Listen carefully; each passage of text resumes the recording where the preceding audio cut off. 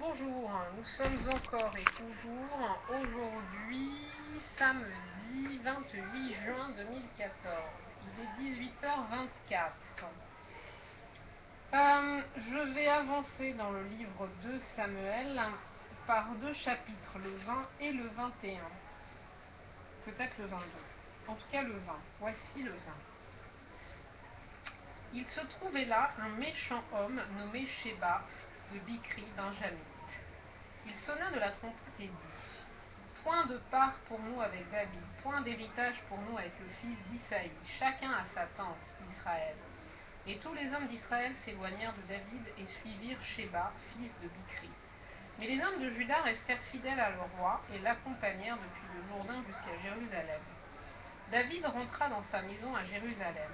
Le roi prit les 10 concubines qu'il avait laissées pour garder la maison, et il les mit dans un lieu où elles étaient séquestrées.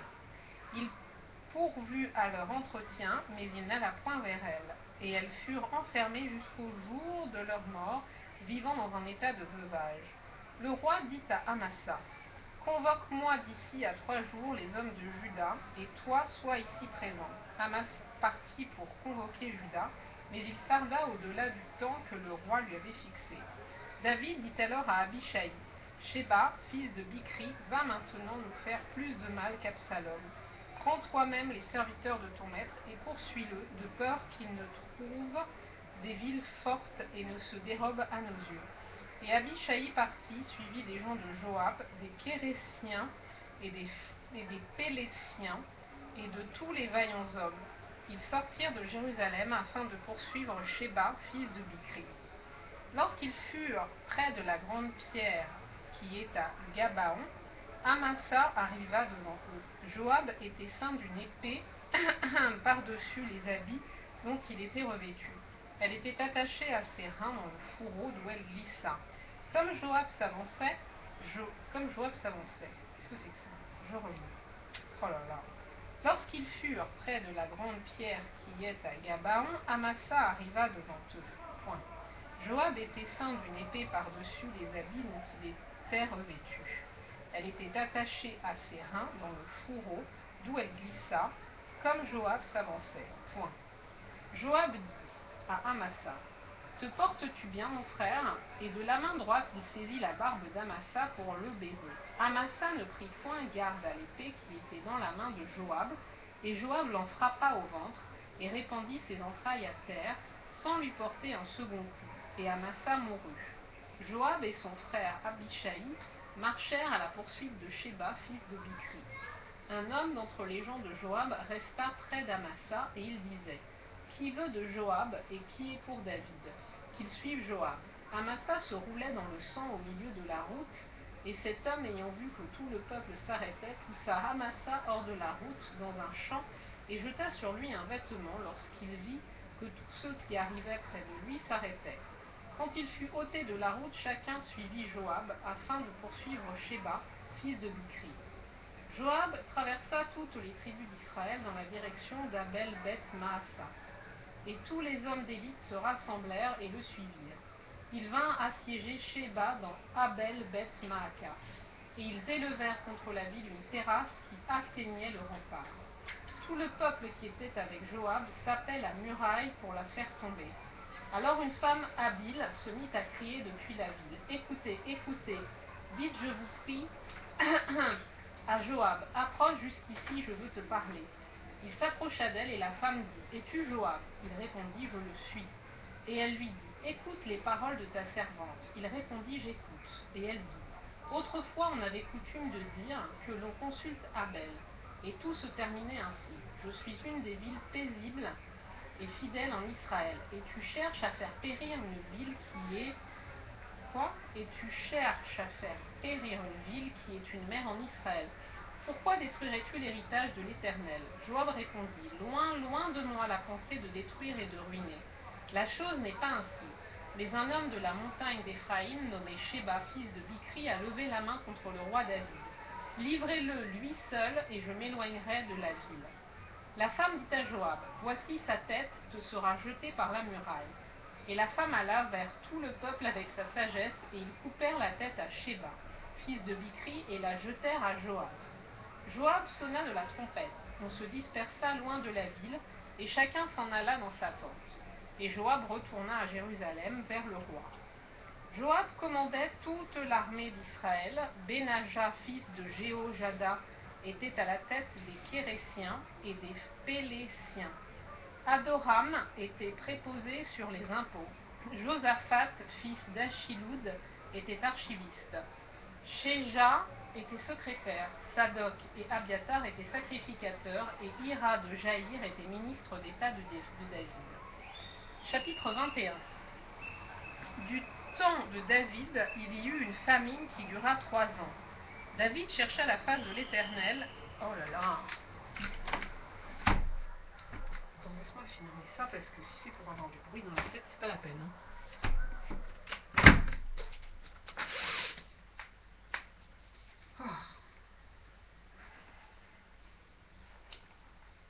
Où en étais-je? Voilà, maintenant je ne sais plus où j'étais.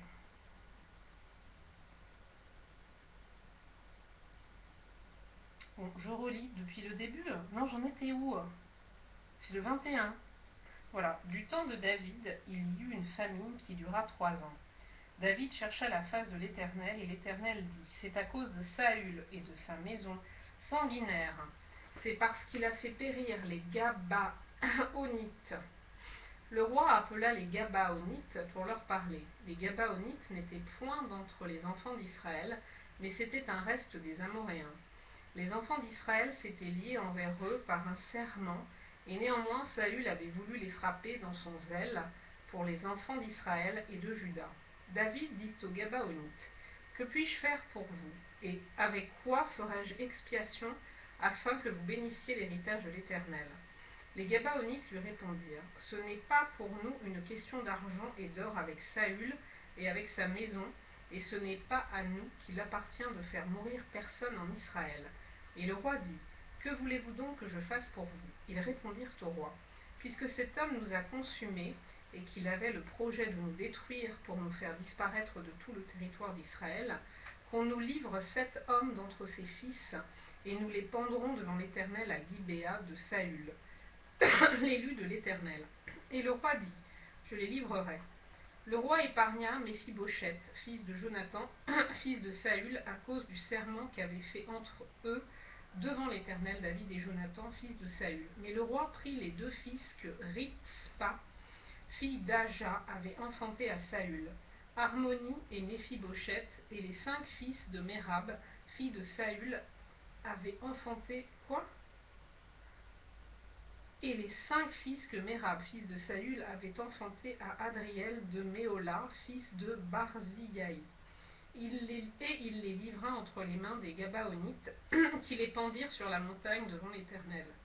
Tous les 7 périrent ensemble. Ils furent mis à mort dans les premiers jours de la moisson, au commencement de la moisson des orges.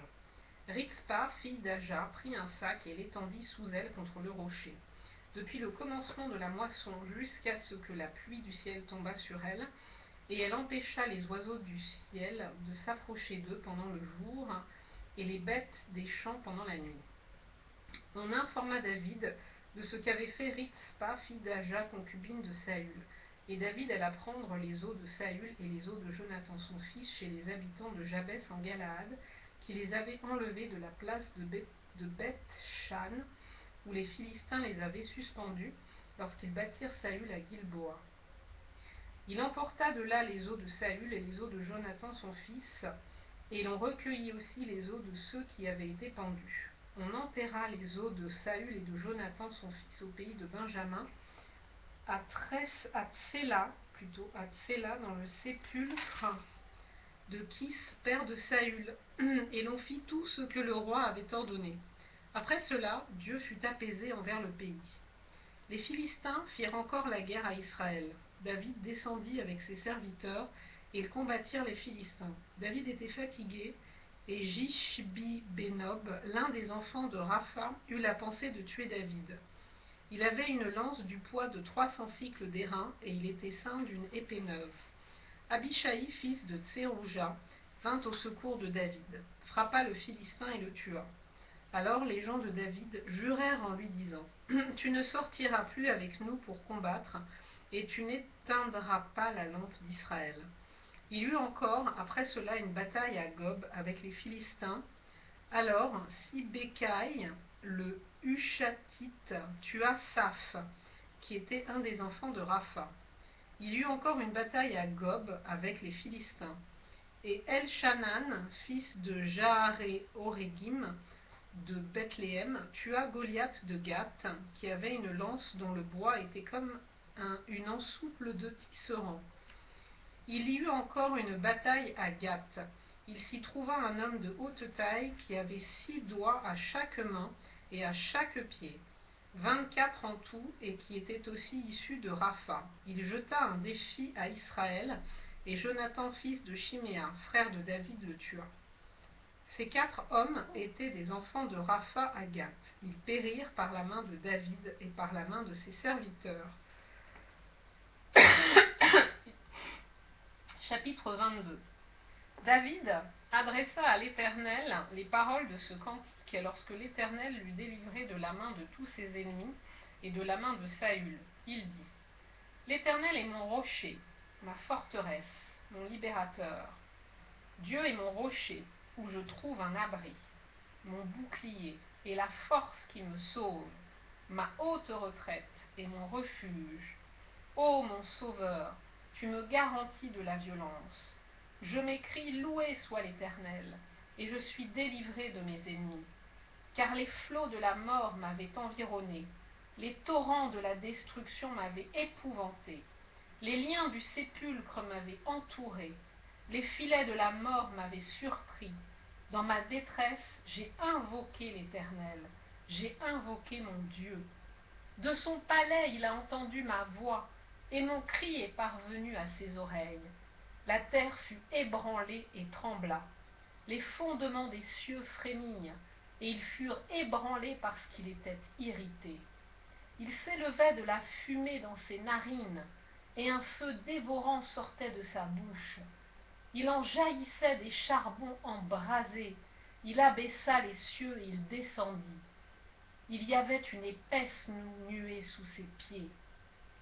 Il était monté sur un chérubin et il volait. Il paraissait sur les ailes du vent. Il faisait des ténèbres une tente autour de lui. Il était enveloppé d'amas d'eau et de sombres nuages. De la splendeur qui le précédait s'élançaient des charbons de feu. L'Éternel tonna des cieux. Le Très-Haut fit retentir sa voix. Il lança des flèches et dispersa mes ennemis. La foudre ailée mit en déroute. Le lit de la mer apparut. Les fondements du monde furent découverts. Par la menace de l'Éternel, par le bruit du souffle de ses narines. Il étendit sa main d'en haut, il me saisit, il me retira des grandes eaux, il me délivra de mon adversaire puissant, de mes ennemis qui étaient plus forts que moi. Il m'avait surpris au jour de ma détresse, mais l'Éternel fut mon appui.